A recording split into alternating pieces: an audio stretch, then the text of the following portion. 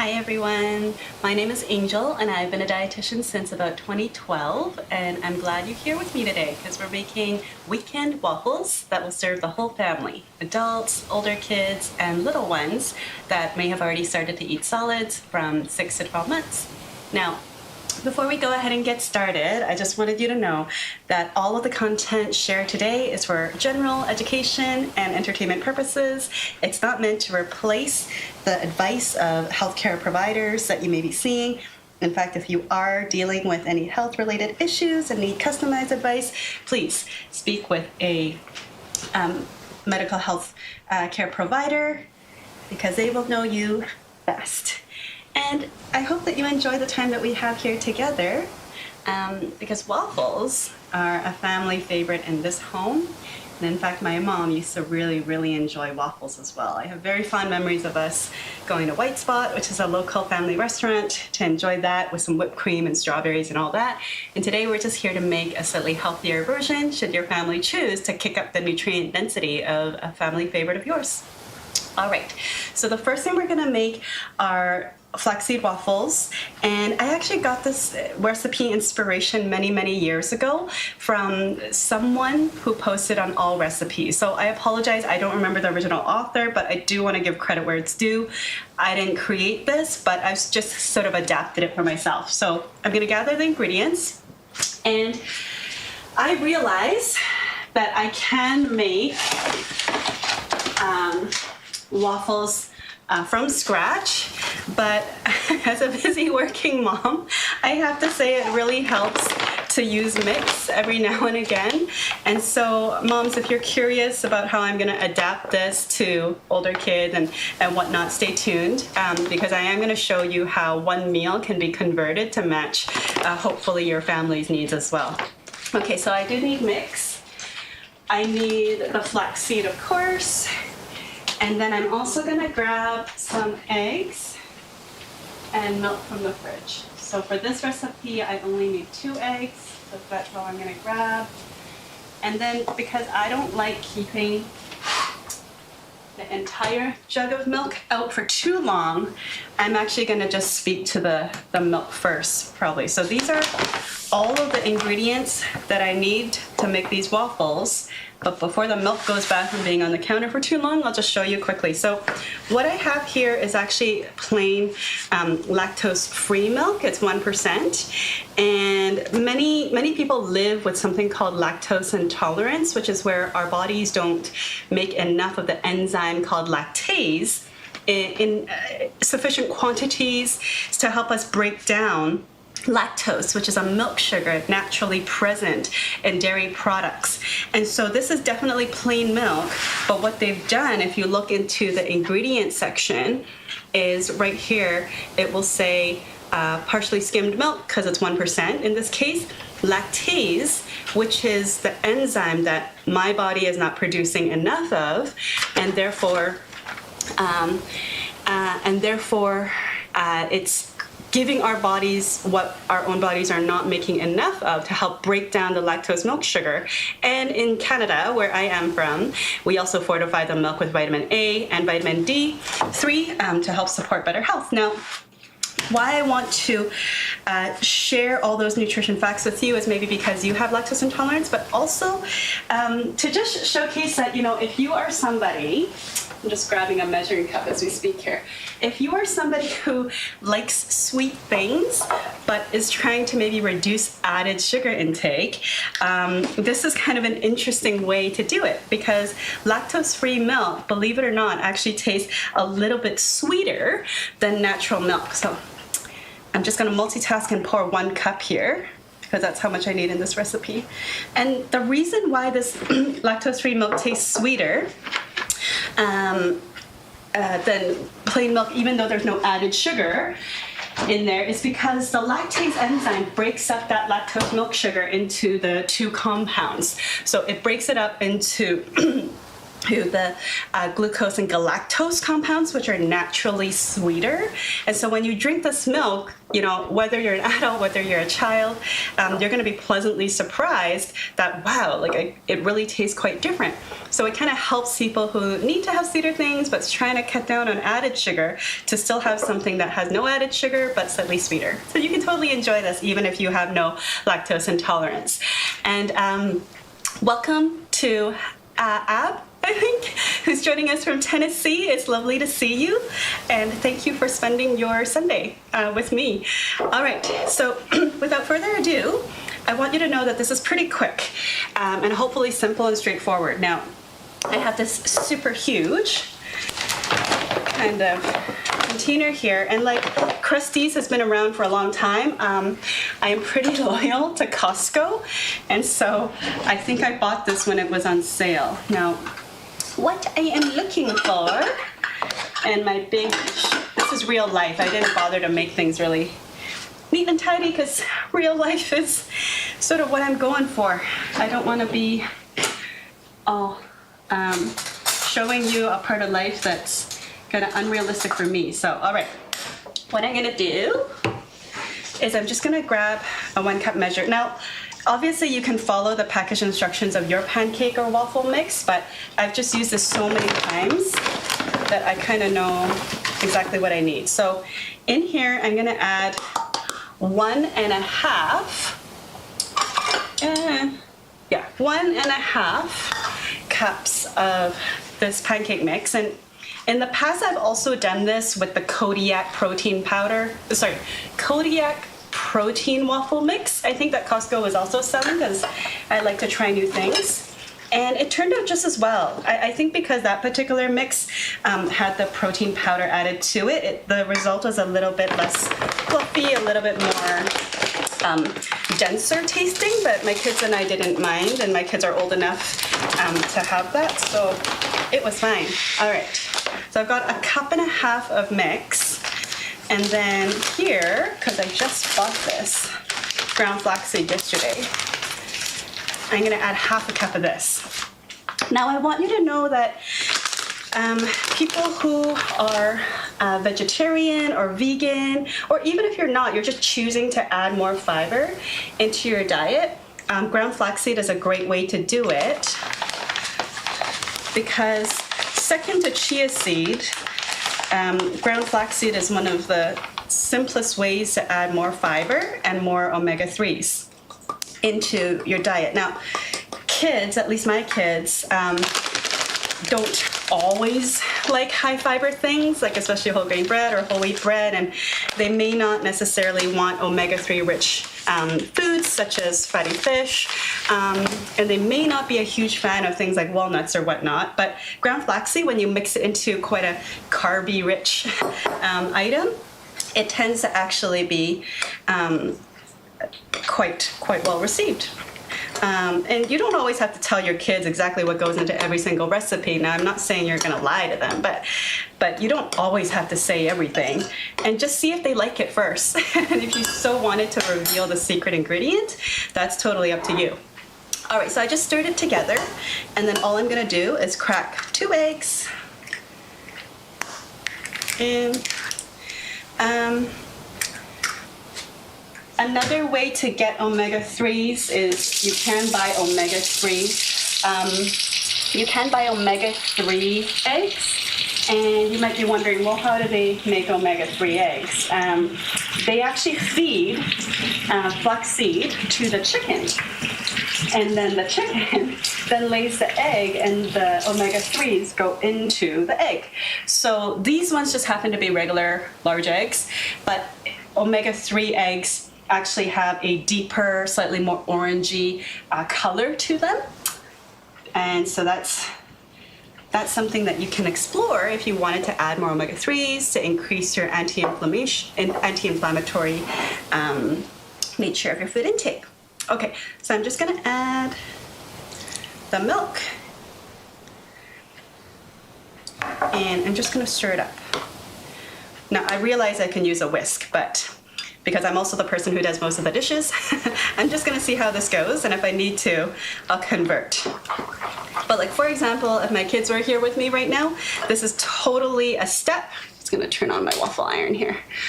Okay, I would totally just get them involved in making this, because there is research that shows that the more involved kids are in with making food, that the more curious they are and the more open-minded they are about trying new things. Now, of course, that's not a guarantee. Here we go, so a spoon did it. Yay. All right, so you might be thinking to yourself, okay, well, this waffle mix or pancake mix is looking a little, you know, thick, but, and it might actually get thicker and thicker as you make each successful waffle, because of course, when ground flaxseed is so rich in soluble fiber, it's constantly absorbing the fluid, which is the milk, in here as we go. So don't get thrown off by that. Like, I've made this so many times I can't even tell you, and it does get thicker, but you don't have to add more fluid if you don't want to. If it really bothers you, you could, but then you don't have to. In fact, I haven't done it, so I can't tell you if the end result is much different. I'm just gonna take out the spoon here and keep this on the side. All right, so I'm just waiting for my waffle irons to kind of warm up here, and because my kiddos are at that age where they really appreciate the little details, I actually have a traditional waffle maker, which I got when I got married, and it's still holding strong, so yay. And then I actually have this, I don't know if you can see this, but this tiny little waffle iron that makes like gingerbread men or gingerbread people here, and it's just really, really quite cute. But I cannot actually, I do not have the patience to make this much batter with such a small little thing, because I mean, I just got to get breakfast done. So I'm hoping that I can show you how this is, and whenever I try to make waffles, like I might actually make a double portion so that I can freeze ones and then keep it in the freezer so that I can quickly microwave them or air fry them to warm them up, because who has time to serve waffles on a weekday morning, especially if you have a long drive or commute to work. So on my waffle irons, like, it's turned green, so I know it's ready. At least this large one is. I'll just put the small one there for a second. I'm using a cooking oil spray. Let's see if you can see that. Yeah, you can. Okay. Cooking oil spray. And actually, I'm just going to come back to the spoon here. You can be more precise, but it's roughly kind of half a cup or so, depending on the size of your waffle maker. I've just had too many times where I've been over ambitious and overfilled this, and I really, really, really hate cleaning up the mess of an overfilled waffle maker, so I'd rather err on the side of small, even if I sacrifice a little bit of the aesthetics on the side. So same thing over here. Just gonna spray that a little bit, and I'm just gonna spoon. So for those of you who actually have these tiny mini waffle makers, like, it's really easy to overfill. So I'm supposed to just kind of fill up the person and kind of let that go. The first waffle is always a hit or a miss, depending on size and stuff, but as that's cooking, for those of you who are not so familiar with making waffles, pretty soon now you're gonna see steam coming out from the sides, and that's just, you know, the liquid evaporating. Once you start to kind of see the steam slow down or it's non-existent, you can pretty much check. So for a large size like this, typically maybe that's 4 to 5 minutes. Smaller size, maybe a bit less time. I used to do a whole timer, but now it's just become more second nature. Just because I worry that things are undercooked, especially if I'm serving it to children or little ones. Like, we are gonna do something called a toothpick test and stick it into the middle just to double check that it comes out clean, so that we're not serving undercooked waffles and pancakes to anybody really, because undercooked in there, we actually put in some eggs, right? So undercooked eggs in these batter style recipes are not great, and we want to prevent food-related illnesses or foodborne illnesses as much as possible. So you might see the steam here. It is coming up. And so we're just gonna wait a few more minutes. Now, what we're gonna make later on in a few minutes here is we're gonna be making a chia seed jam to go with it so that we don't have to rely on a lot of additional added sugars and whatnot, like maple syrup and whatnot. As much as I love them, I'm just gonna give you an alternative. And in terms of the nutrients for babies and for older kids, one thing so far, even if we didn't add the chia seed jam, is my kids, just like a lot of kids out there, actually dealt with pretty significant constipation. And it was a road I'd rather us not have been on. But I became hyper aware as they grew older of bowel watching. I was constantly asking, you know, do you have to go poo-poo? Did you already go poo? Or checking diapers when they were even younger. And so what I discovered was I needed to find creative ways to add more fiber into their diet while simultaneously making sure that they drink enough fluid.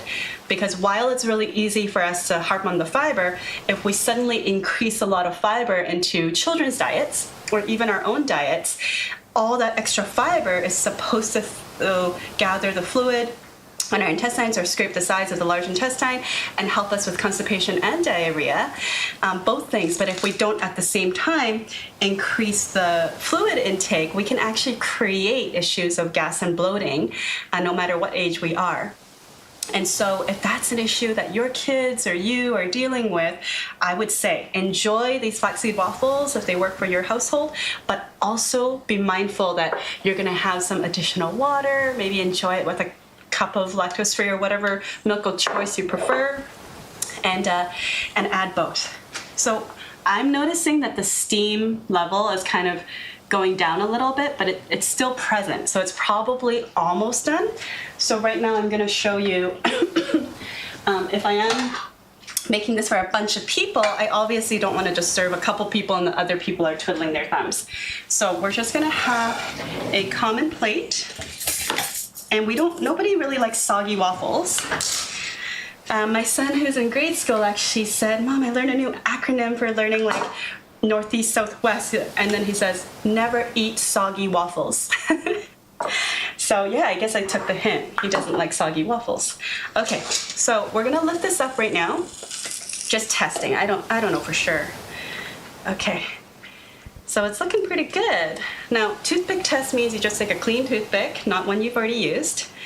And so I stuck it in, and then you can see that there's no wet batter sticking to it. Like it's just little dry specks. And on the baby one, or the littler one, it's the same thing. Okay. So what that means is I can actually move this. You might use tongs, but my family uses chopsticks for a lot of things, so I'm actually just gonna use a chopstick. Pair of chopsticks and just lift this out. And wooden chopsticks are great because it won't kill your pan, especially non-stick coated pans. So I'm just gonna grab this and put it over top. And then, oh, you know what? I can probably do a little one. Will this work? Ooh, I don't know.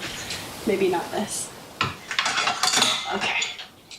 You may have more equipment than me, in which case great, but I've always taught the kids how I grew up was use what we have. Okay, so I'm using a metal rack because by doing so, it's allowing air to kind of flow through the bottom and the top to keep it from turning really soggy. If I put this direct on the the plate, then the condensation, the heat emitting from this waffle, is going to touch the bottom, and the bottom of this waffle is going to be super soggy as I continue to do more. So same thing, whatever you have at home, to just kind of create some distance between the plate and your stack of waffles, great. I'm just gonna put that on the side now. I have a family of 4, so I'm just gonna make a little bit more as we continue chatting. I don't know, like if you have a favorite topping that you like with your waffles, feel free to comment and share as we're making these weekend waffles together. For my kiddos, they've discovered whipped cream. So that's one of their favorite things to enjoy lately. And I discovered that Costco sells like whipped cream in the can, which is good because it has a longer lifespan than if I bought the actual whipping cream. I got some on my hands, so I'm just gonna my hands again. Okay, now, but before I felt comfortable introducing whipped cream to my kiddos, I actually would serve the waffles with nut butter. And that was my way of getting a little bit more protein into them as well as part of breakfast, because they really, really didn't enjoy eggs, and they actually still don't unless it's in a recipe. Okay, so while these ones are cooking, let me just show you a little bit how to modify this a little bit. So if I were to serve these, I'm just gonna grab a cutting board. Okay. Now, depending on how old your child is, again, like, I'm just grabbing one of my kids' knives because it's a small board. Okay. Now, adults later, I'll show you how we can plate that up. You don't really need to modify that unless the adult has allergies, of course, to watch for. An older child might really appreciate just having this like completely displayed on their plate, where they can just kind of put on different toppings, like a little breakfast bar and whatnot. But if you have a child who's only about 6 months, first and foremost, like this particular recipe does have multiple food allergens. Like here, there's wheat and milk in the ingredient section in terms of allergens for this particular pancake mix. So that's already 2 different allergens. And when your child at 6 months old has not been exposed to each of those allergens, you need to introduce them as a singular food first to just make sure they're not reacting to it. Once you have given them as a singular food, you know that they're not allergic to it, then you can offer foods and recipes that have all of those things. Because the eggs that we threw in here is also another common allergen. And so just be really mindful, and the dairy that we added as well, similar to the milk in this mix here, it's another thing to watch for. So assuming that your baby that's 6 to 12 months old is fine, then what you can do for them is from 6 to 9 months old, your baby actually might need, oh, sorry. I was wondering why the waffles weren't steaming. The power bar kind of jumped, so we're just gonna let that go, and maybe these waffles will be a little messed up because of the heat interruption, but we'll see. So baby's not gonna really complain that I don't get to see the whole gingerbread man, but in this case what we can do is we can just kind of cut it up. And why am I cutting it this size? It's because you're aiming for a size that's about the width of 2 fingers. You can probably see that it's covering my 2 fingers like that, and enough that a baby that's still doing this kind of hold is able to hold on to that and bring it to their mouth. So especially for moms that are choosing to do baby-led weaning, this is like sort of the size you're aiming for. Now, by around the time that your baby is developing that pincer grasp for the first time, you can then further chop up. I feel bad chopping the man, so I'm just gonna stop. Or the gingerbread man, so I'm just gonna chop it up. You can then kind of chop it into smaller pieces. Now the size is gonna depend on, you know, your child the best in terms of what size they're able to grasp. It might actually need to be smaller. Because you want to be very careful that the size is not going to block their airway, especially because children who are learning to eat, they need sort of pieces that are not going to completely occlude the airway. So depending on where your baby's at, you know, you're creating these tiny little diced up amounts. And then, you know, for even younger children who are just learning to eat. Like this may not be the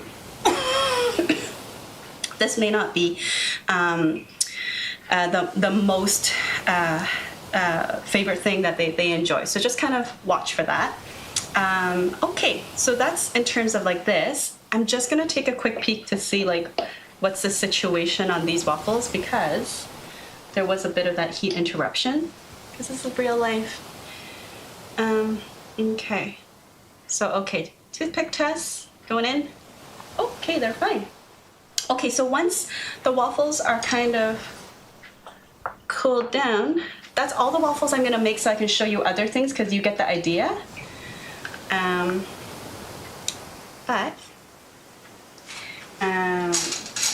We're just gonna have to share, because sharing is caring. And I'm just gonna turn this out. Now, if you weren't here with me and I wasn't afraid of boring you, I'd probably finish all the batter, but I'm just gonna put that aside so that we can focus on other things. Okay, so, and I'm just gonna put this aside a little bit. I promised that I would show you how to make a chia seed jam to go with these pancakes as an alternative. Again, the kind of theme of today is looking at ways for the whole family to enjoy a family favorite while adding to the nutrient density. So that's one of the reasons why we're going to make this chia seed jam, is because it's constipation, inadequate fiber intake. It's not really just a child thing. In fact, most adults, like North American-based research, is showing that while most adults age 18 and over need close to 30 grams of fiber a day, many of us actually walk around and have less than half of that. So how are we going to change this? Well, by making some substitutions of some common favorites of things that we enjoy, we can kind of build more nutrition in without sacrificing flavor. So what I have here is some frozen berries. Again, you're probably picking up that I shop at Costco a lot. But this will work with whatever fruit. Okay. So we're just gonna put in 2 cups of frozen fruit, and I'm just gonna quickly wash the 1 cup measure that I have. So this will work with any fruit, but I just want to be really mindful that for people that may have oral allergy syndrome, or might not do well with certain fruits, that you really just pick whichever fruit that works best for you. Okay, I've done this just frozen blueberries or whatever, but this is a really fun recipe to make with kids, because then they'll be like, whoa, I can make jam like this. So we're just gonna put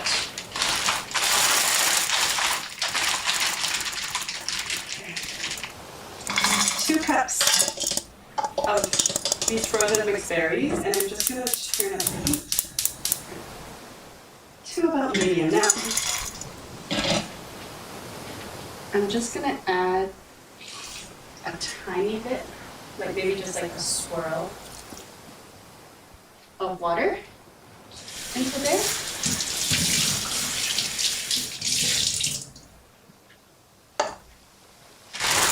And as it warms up, I'm just gonna put away the frozen fish.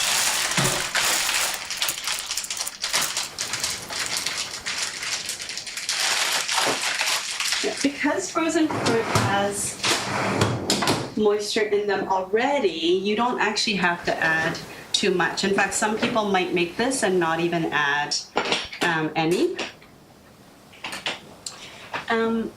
water, and that's okay, Okay, so as this is warming up,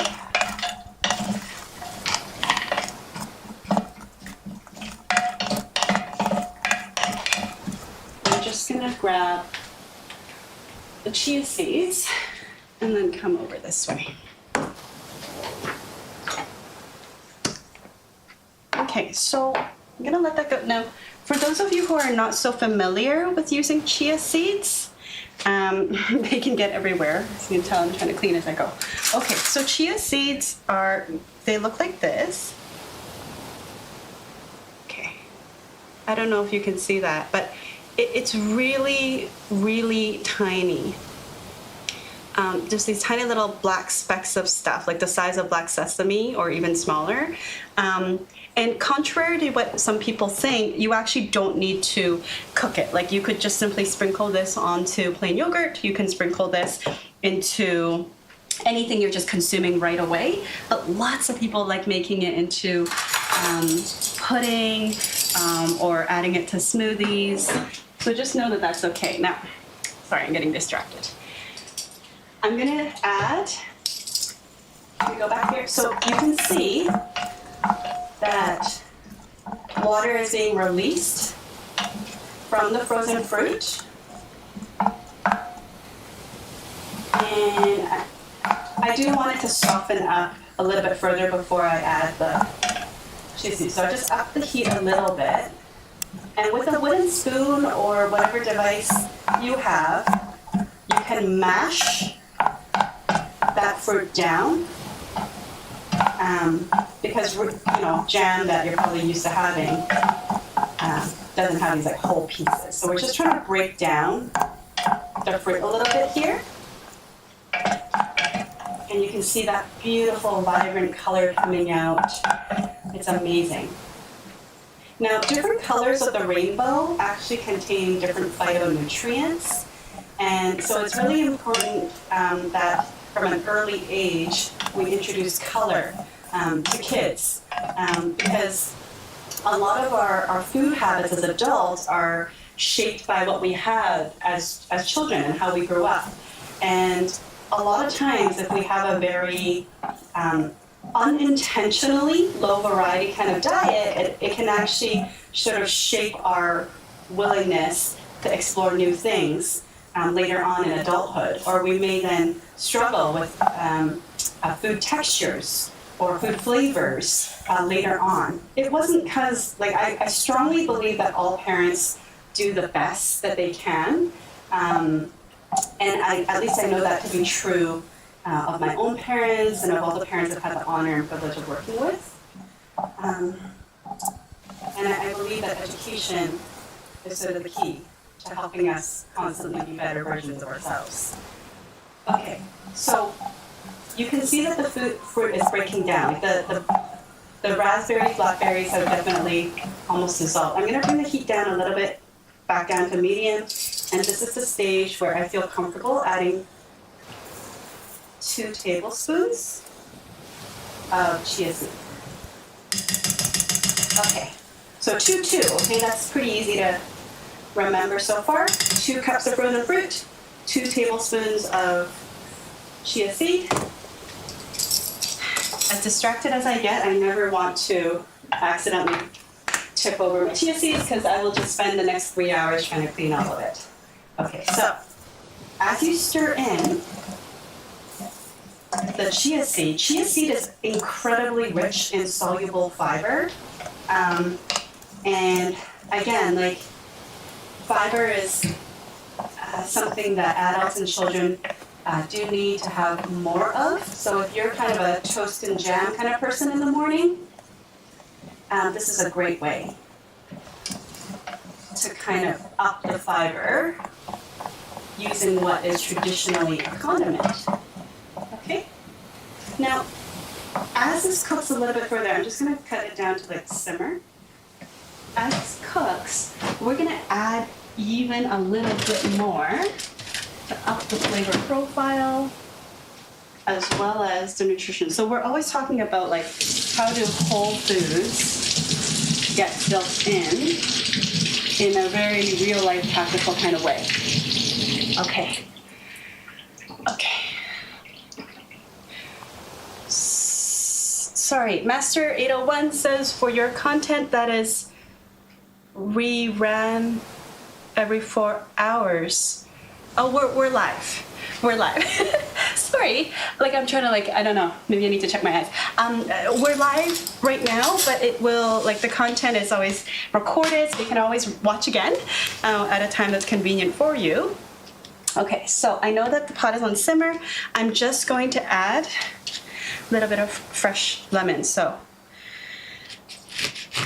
you can actually do a little bit of zest into the jam as well if you want to be kind of gourmet or to add a little bit of extra. And how you would do that is you can add a flat kind of grater and just kind of push this, rub this along the side. So this is an afterthought. I could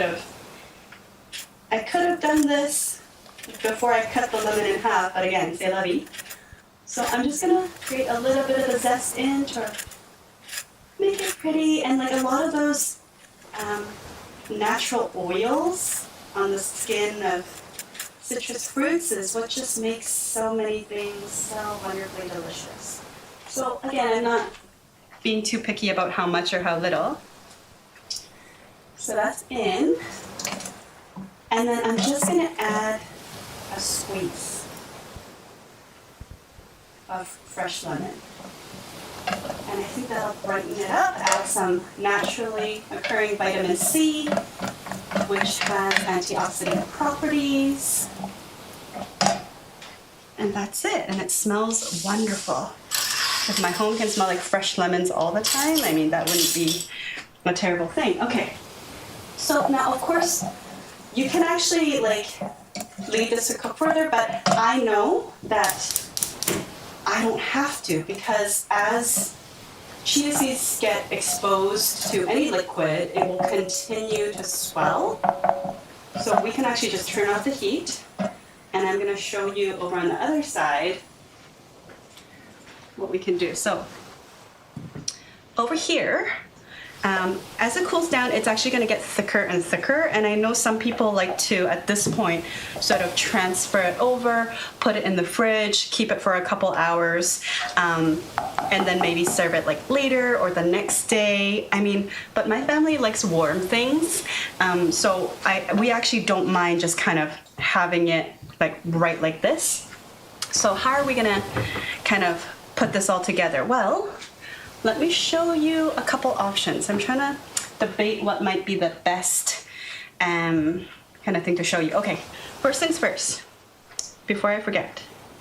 If you do have a child that is 6 to 12 months old, you have to be very, very careful. I'm showing you right now that the blueberries in here didn't fully break down. So they're still whole berries. You cannot serve this like this to a baby, because anything that's round shaped like this, you absolutely need to make sure that it's completely minced through. If it was a fresh blueberry, you would be cutting it, quartering it, just to make sure it doesn't get stuck in their airway. Okay, so that's something you got to be very, very careful of. Some people have a fruit masher or something that they're going to do to really push it through. Some people use a sieve or they blend it up, but in this case, I verbally told you, and you can just totally do that. Now, let me show you.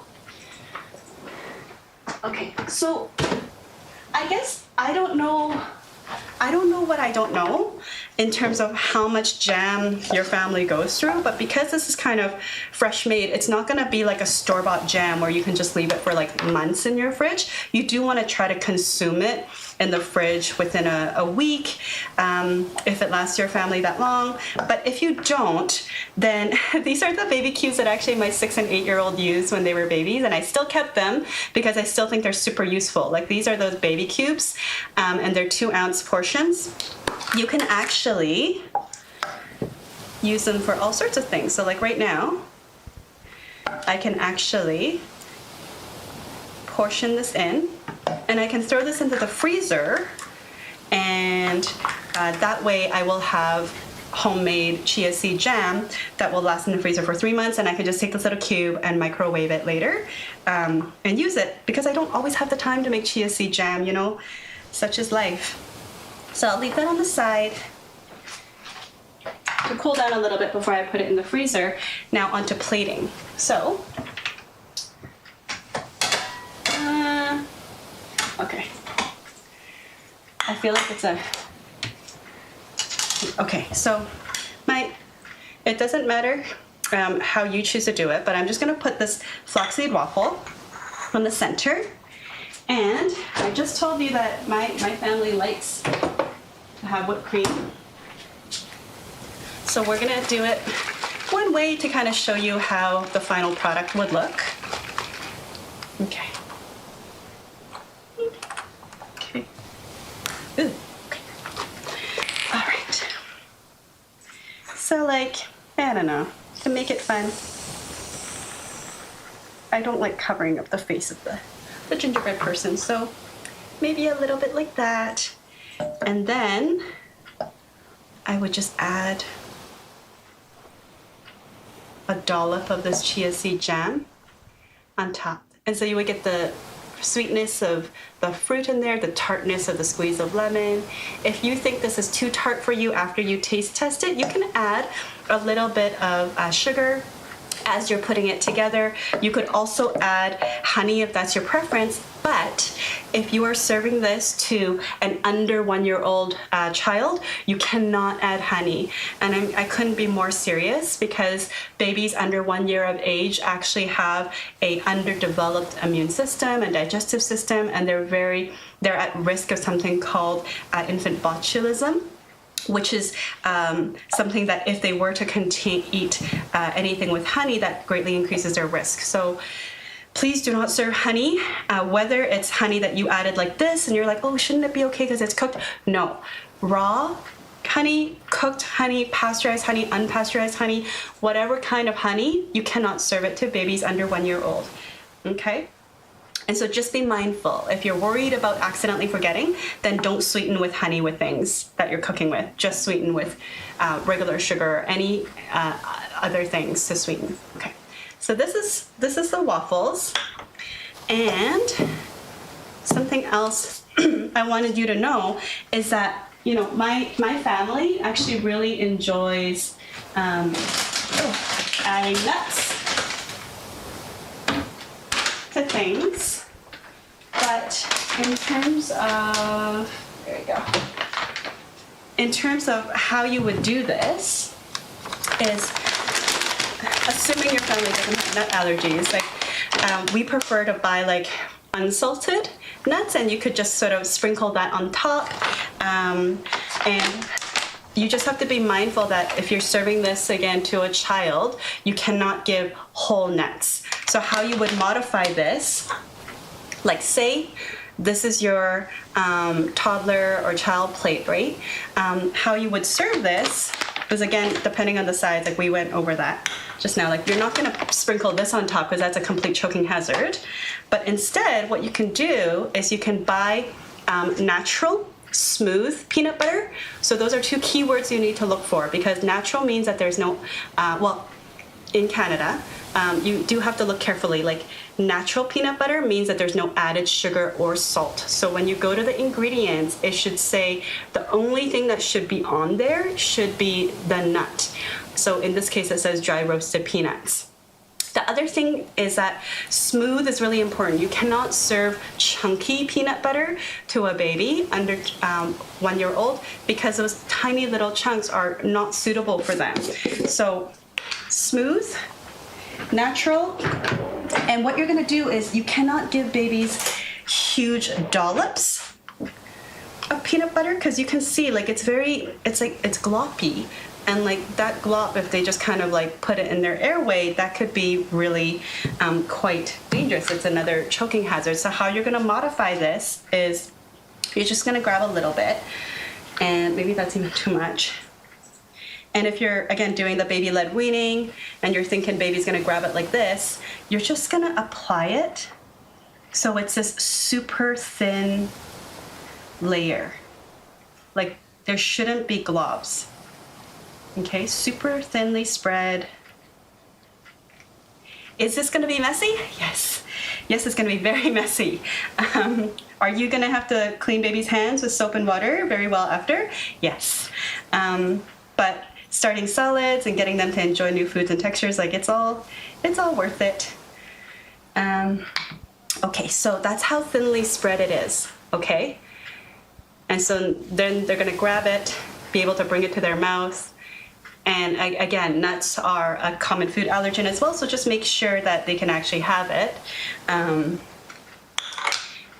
yeah, so that's how you would serve it. Now, this particular chia seed jam, I didn't add any honey to this, right?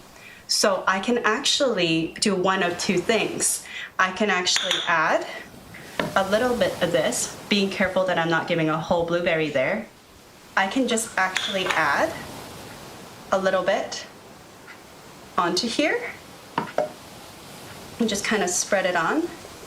And look at that beautiful color and extra flavor and fiber on that for your child, right? But another option is, you know, if you want to keep foods a little bit more separate, you could just put it on the side. So lots of caregivers might prefer to kind of keep things separate on maybe a bento plate of sorts and leave the curiosity and discovery to the child. So again, if they had the pincer grass, they would be kind of grabbing it like that.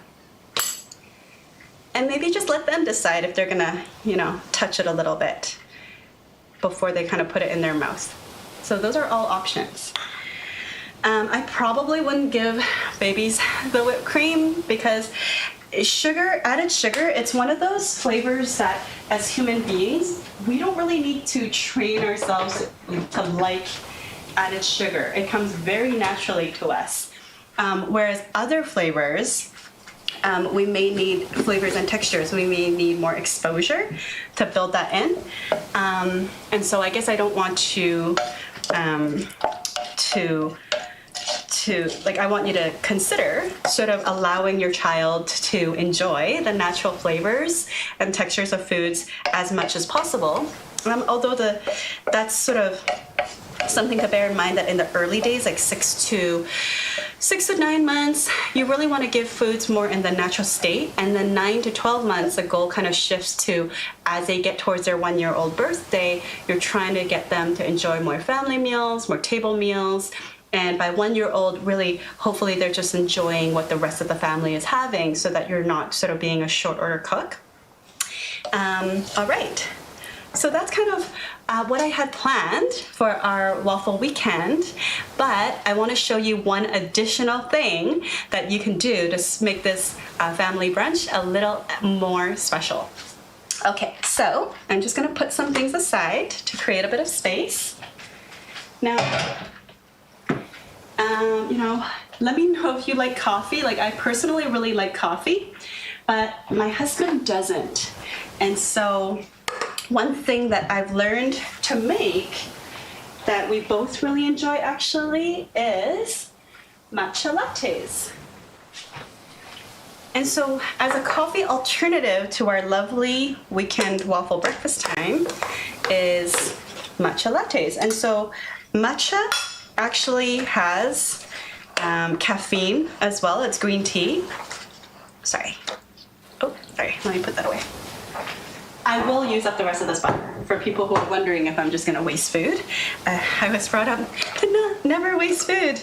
Now, that doesn't mean that I have to clean my plate or that I teach my kids to clean our plates the way that I was kind of brought up. But it does mean that I will stop when I'm full and then put away leftovers or freeze them. Okay, so I guess I don't really measure the matcha, and sorry that this is kind of clumsy. Okay, so I know people have different ways of doing this. This is just my lazy way that I don't want to put this through a sieve and wash another thing. So, but I like, sorry, I'm struggling with this plastic spoon. I'm gonna convert. Give me a sec. If you're not a huge fan of green tea or matcha, this may not be for you, but for those who like those Asian flavors, I hope you'll enjoy this. Now, okay. Should I be more wary of lumps? I would probably put that powder through a sieve. I guess the more and more I think about it, I should probably show you the real way so that you can do it at home. Okay. Don't be lazy, Angel. Okay. This is a sieve. I'm sure there's fancy matcha making tools out there. I'm so sure. But I'm gonna use what I have. Okay. So if I was doing the matcha latte and I'm putting this through, by pushing it through a sieve, I'm getting rid of a lot of the naturally, the clumpiness of matcha powder without getting a fancy kind of matcha whisk or yet another gadget that fills up my cabinet. So I'm just gonna do that. It wasn't actually that much more work, so come on, Angel. All right. So now I've got the powder in here, and I do find that even though I love green tea the way that it is, there is a slight kind of bitter flavor to it. So my salt and sugar containers are in the same thing, and I just look to see that it's glistening. My children made me so proud the other day when my daughter, who's just turned 6, was able to identify which one was sugar and which one was salt and teach her older brother, because she's like, sugar is shiny, the salt is not shiny. And then she goes on to proceed, oh, okay, I can do a taste test too, but she was right. So I'm just gonna add about a teaspoon, maybe 2 teaspoons if I'm making 2 cups. You can omit the sugar if you don't want to add it, and it's totally up to you. So what I'm gonna do is I'm just gonna add, I have a hot water dispenser, and I'm just gonna add a little bit in and just kind of create a dissolved taste. My thing about matcha is that it's got a little bit of caffeine, so it's an alternative to coffee, which, you know, if you use less matcha powder, the caffeine content would obviously be a little bit lower, and it may, for you, be a little bit more gentle than the caffeine from coffee. It may not cause as much sort of jitteriness or whatever negative symptom that coffee gives you. But you know, it all depends on how much you're having and how often. Now, in terms of the nutrition information of matcha, it really depends on like where you're buying from. Like this one I got was from Costco, and so if I were to look at the nutrition facts, like 2 teaspoons would give like it's 15 calories, although I don't really promote people focusing too much on calories. It's got 0 grams of saturated fat, 0 trans fat. It's got 2 grams of fiber, which is like, whoa, like why would it have fiber? Well, because like your thing, hopefully like mine, the ingredient is only organic matcha green tea powder. So quite literally it's the matcha, the green tea leaf that's turned into a powder. So that's why there's fiber even in the drink that we're making here today. So I think you're getting the theme here. And it's got 0 sugar because there's no added sugar in this particular one, which is what I prefer. And for children and babies, like this is an adult drink. Like you don't want to give caffeine to babies. For kids, there's actually, in Canada, there's actually caffeine recommendations depending on how old your child is. And, you know, for us here in Canada, it's usually based upon how many milligrams of caffeine per body weight of your child. So it's not so much their biological age, rather it's the size of the child, because the caffeine content is what we're worried about, how it's going to affect them.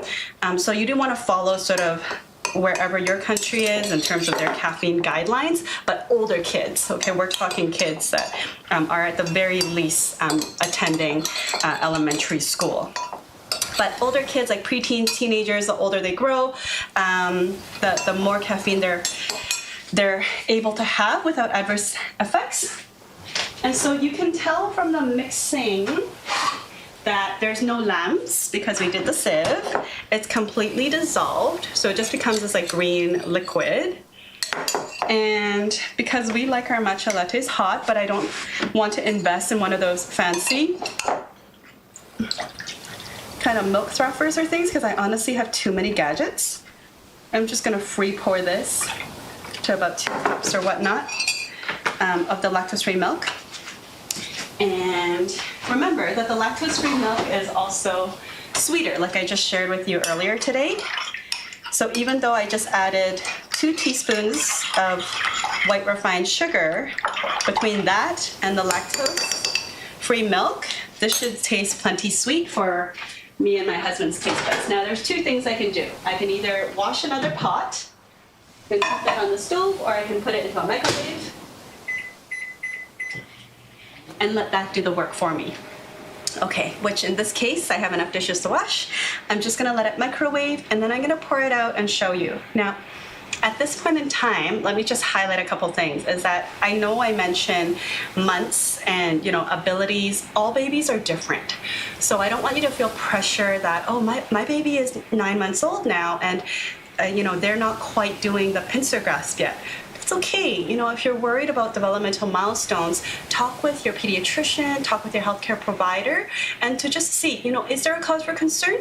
Or maybe you blink a day, a week later, your baby is going to develop that skill. The key is you do want to give opportunity. You want to monitor closely what your baby's development, whatever developmental milestones are being achieved at any given point, and to not allow your stress and anxiety to kind of come across during mealtime, because babies are actually quite sensitive to the facial expressions of their care provider, and they learn to relax while eating and develop those positive feelings and relationships around the whole food eating experience, or they pick up on the negative expressions, the stress, the worry, and then suddenly dining becomes a little bit more of a negative experience. So we do kind of want to be mindful of what unintentional vibes are we giving our kids and our babies over something that's going to be part of their entire lives, because eating is not something that we can give up, and certainly not something we should give up, and we want to maintain the joy around eating as much as possible. Okay, so we talked about the key points, and I think if you have any questions, you know, feel free to add them right now. I'm just going to check on the latte and get the cup ready because it's almost there. Okay, so let me get the cup and I'll show you. All right. So maybe 2 minutes is like hot enough or not hot enough, depending on your microwave. But for us, it's plenty hot. I have a cup here that I just washed and put the water. Okay, so you can see the steam.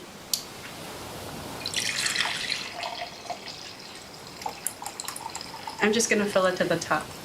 My husband can have all of it. This is a huge mug. I love these mugs. These are from my sister. It was a housewarming gift. I love you. I love you, sister. Okay, so there you have it. A matcha latte drink that has fiber in it.